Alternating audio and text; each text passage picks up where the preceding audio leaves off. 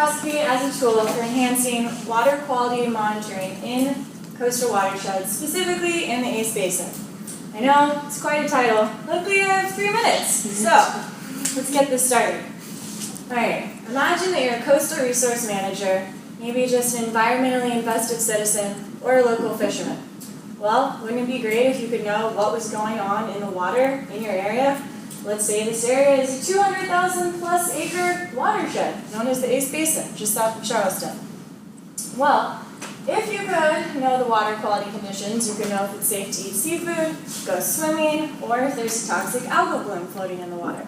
However, with current field testing methods, it's extremely time-consuming to gather all this data, and in the meantime, millions of dollars can be lost while these economies have to be shut down, and people can get really sick not knowing there's algae that have toxins in the water.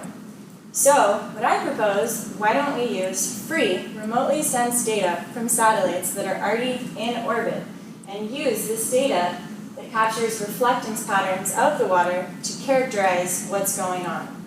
If you look at this diagram up here, you have incoming solar sunlight radiation. As that hits the water, some is absorbed and some is reflected, depending on the particles, say sediment or algae. What's reflected goes back through the atmosphere, and that data is recorded by a satellite. So these particles have specific reflectance patterns, and we can use those specific patterns to determine what's actually in the water. However, these are broadly calibrated for an entire region, because these satellites are going across the whole globe. So in order to make these data more accurate, you need to go out and field test. Hence my field spectroscopy crazy word up there. So essentially what that is, I go out in the field, in this little boat up here, or in that boat over there, and I actually record my own reflectance signatures of the water in those areas.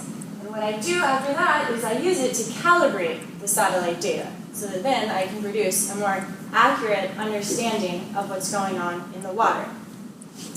Then I take all this data, along with some historical data of water and satellite imagery, and I will hopefully develop a model that can be used to determine the water quality in an area for end users like coastal resource managers or fishermen.